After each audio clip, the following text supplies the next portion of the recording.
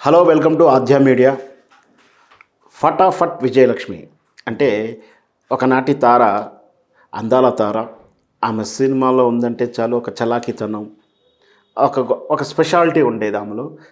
ఆమె తన జీవితంలో అనుకోకుండా ఆత్మహత్య చేసుకురావాల్సి వచ్చడం, అసలు ఆ నేపథ్యం ఏంటి, ఈ పరిస్థితులు ఏంటి, మంచి నటిని మనం ఎందుకు కోల్పోయాము, ఆమె వ్యక్తిగత జీవితంలో ఏం జరిగింది, ఇలాంటి విషయాలన్నీ కూడా మనతో ఉన్నటువంటి ఇమ్మండి రామారావుని అడిగి మరిన్ని విషయాలు తెలుసుకుందాం. నమస్కారం సార్. నమస్తే బాబు. సార్, ఫటాఫట్ విజయలక్ష్మి తరచూ మనం ఆత్మహత్యలు చేసుకున్న సందర్భంలో, ముఖ్యంగా హీరోయిన్ల ఆత్మహత్యల సందర్భం వచ్చినప్పుడల్లా కూడా ఆమెను ఒకసారి తలుచుకుంటూ ఉంటాం. అవునవును. మంచి నటి కూడా. పాపం ఎందుకో ఆ పరిస్థితి వచ్చింది, అసలు ఆమె కెరీర్ ఎలా ప్రారంభమైంది, అలా ఆత్మహత్య చేసుకోవడానికి దారి తీసిన పరిస్థితులు ఏమిటి, వ్యక్తిగతంగా ఇండస్ట్రీ పరంగా ఏమైనా జరిగి ఉండవచ్చు. ఇప్పుడు బాలచంద్ర గారి తాలూకు డిస్కవరీ అండి. అంటే మరో చరిత్ర సినిమాలో ఒక మోడస్టీగా తిరిగే ఒక యంగ్స్టర్ క్యారెక్టర్ చేసింది, చాలా బాగా చేసింది. అంటే ఒక హద్దు అదుపు లేకుండా యవ్వనంలో నిర్ణయాలు తీసుకుంటే ఆ నిర్ణయాలే తన పాలిట ఎలా శాపంగా మారుతాయి, ఎలా ఆత్మహత్య కూడా దారి తీస్తాయో చెప్పడానికి ఉదహరించే పాత్రలో ఆవిడ యాక్ట్ చేసింది ఆ చిత్రంలో. మరో చరిత్ర అందులో ఏమిటి లోకం పలుగాకుల లోకం అని చెప్పి ఒక పాట ఒకటి ఉంది. ఫటాఫట్ ఆ ఊత పదం మాట. ఆ ఫటాఫట్ ఊత పదమే, ఆ ఫటాఫట్ ఊత పదమే పెద్ద ఆవిడకి ఇంటి పేరుగా మారిపోయింది. తర్వాత మా గురువు గారి సినిమా స్వర్గం నరకం సినిమాలో యాక్ట్ చేసింది. ఈశ్వరరావు పక్కన, ఈశ్వరరావు హీరో, ఈశ్వరరావు పక్కనేమో ఫటాఫట్ జయలక్ష్మి, మోహన్ బాబు గారి పక్కన భక్త అన్నమాట, భక్తవత్సలం నాయుడు. అప్పటికి మోహన్ బాబు భక్తవత్సలం నాయుడిని కాస్త మోహన్ బాబుగా పేరు మార్చారు గురుగారు. తర్వాత ఆయన పక్కనేమో యాక్ట్ చేసిన అమ్మాయి అన్నపూర్ణ. అప్పుడు అన్నపూర్ణ పేరు ఉమా. విజయవాడలో తరచూ నాటకాలు వేస్తుండేది, పరిషత్తులకు వస్తుండేది అన్నమాట. అది అంటే ఇప్పుడు అన్నపూర్ణని పిలువబడుతున్న ఆనాటి ఉమా కథ. అయితే ఇక్కడ మీకు సినిమాలో క్యారెక్టర్ ఎటువంటిదో, నిజ జీవితంలో కూడా జయలక్ష్మి తాలూకు మెంటాలిటీ అలాంటిదేనండి. అంటే మగవాళ్ళతో స్నేహం చేసే విషయంలో ఏమాత్రం కూడా తను ఆలోచించేది కాదు, జాగ్రత్త పడేది కాదు. ఇక్కడే కోవే చెలియన్ అని చెప్పేసి మాకు సర్కస్ రాముడు సినిమా తీసినటువంటి తమిళనాడు ప్లానింగ్ మినిస్టరు, అందులో సర్కస్ రాముల్లో co director Relangi Narasimha Rao, assistant director నేను, అసోసియేట్ డైరెక్టర్ నేను పనిచేసాం. ఇక్కడే మన ఏది సారథి స్టూడియోస్లోనే మాకు లాడ్జింగ్ ఇచ్చారన్నమాట.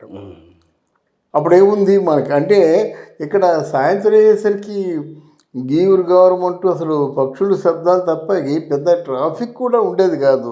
ఇది ఎప్పుడు మాట, ఇది 1980లోనే 1980లో చందమామ పిక్చర్ ఇక్కడ షూటింగ్ చేస్తున్నాం. కోవిడ్ జరిగింది.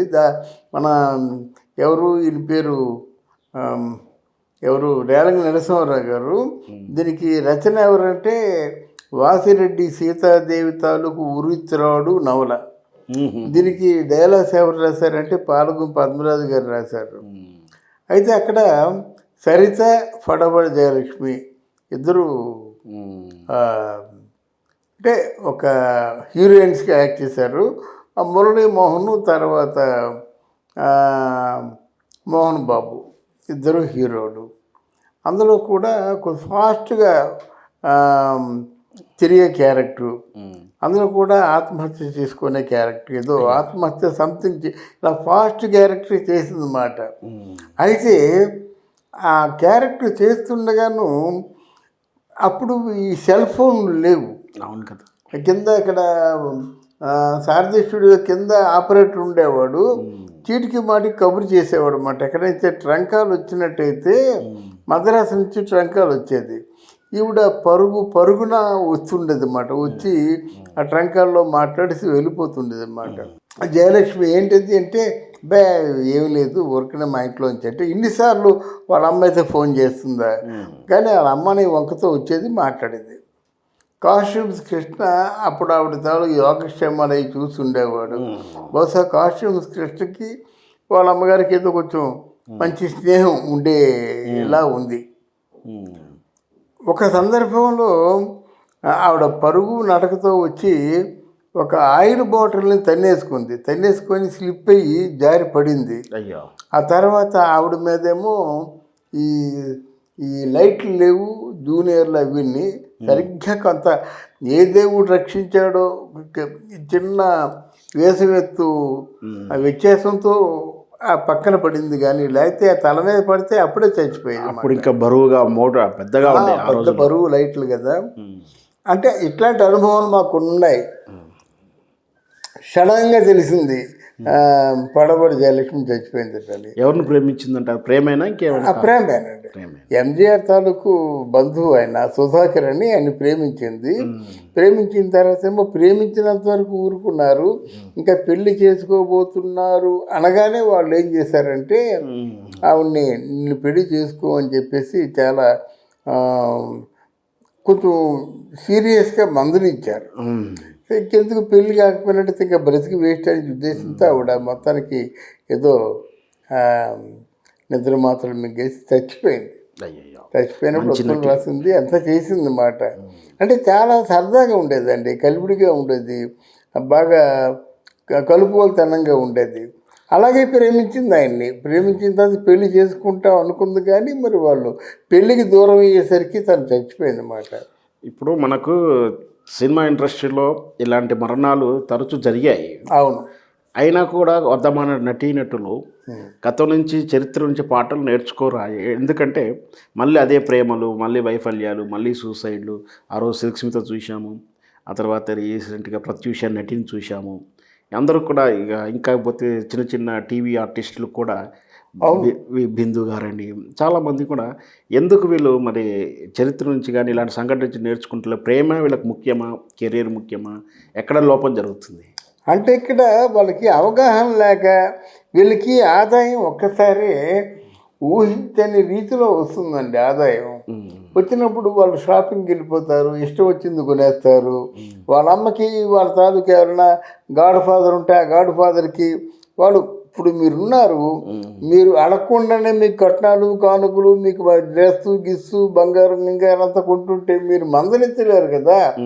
మందలించేటువంటి ఆ హక్కుని కోల్పోతారు. ఆవిడ ఇచ్చిన ఏదో కానుకలు అవన్నీ ఇచ్చేసరికి తల్లి కూడా, తల్లికి ఏం కావాలి, ఆ బిడ్డ ఎలా చేస్తే ఏం కావాలి, ఏదో మంచి పట్టు చీరలు, మంచి నగలు ఇచ్చేసరికి కూతురు పట్ల అంత సీరియస్గా మందలించలేదు అన్నమాట. ఇవే చావు, ఆ సంపాదనే చావుకు కారణం అండి. సంపాదన లేకపోతే ఇంకేముంది? తరచూ హీరోయిన్లు కూడా అదే చెప్తారు, మమ్మల్ని యంత్రాలుగా వాడుకున్నారు. మనం హీరోయిన్లు తల్లిదండ్రుల మీద కేసు పెట్టిన సంఘటనలు కూడా చాలా చూసాం. అవునవునవును, చాలామంది అండి. ఇప్పుడు కాదు, అప్పుడు నాకు ఒకసారి ఎన్టీ రామారావు గారి తమ్ముడి ఇంట్లో నేను ఉంటుండేవాడిని. ఖుష్బూ వచ్చి చిన్నాయన అంటే త్రివిక్రమరావు అనమాట, ఆయనతో మాట్లాడుతూ ఏడుస్తుంటే ఆయనేమో ఓదారుస్తున్నాడు. నేను దూరంగా ఉన్నా, దగ్గరుండి వెళ్ళలేదు మాట. ఆవిడ వెళ్ళిపోయిన తర్వాత చెప్పాడండి రామారావు గారు, చూసారా ఆవిడ జీవితం ఎట్లాంటిదో. అమ్మకి అంటే ఖుష్బూ వాళ్ళ అమ్మకి సొంత మొగుడు కాదు, వాళ్ళ అమ్మని పెట్టుకున్నవాడు అన్నమాట. వీడేమో ఖుష్బూ హీరోయిన్ అయినప్పుడు కాంచి తనని లైంగికంగా వేధించడం మొదలుపెట్టాడు. కలియుగ పాండవుల మొదటి చిత్రం, వెంకటేష్తో మొదల సినిమా కలియుగ పాండవులు, మొదటి అవకాశం. అంటే ఆ రోజుల్లోనే తండ్రి వరుస ఉన్నవాడు వేధింపు చేసి. అవును. అయితే ఖుష్బూ ఎందుకంటే వచ్చింది, కళ్యాణ్ చక్రవర్తితో ఏదో ప్రేమ కిరీటం ఏదో సినిమాలో చేసింది.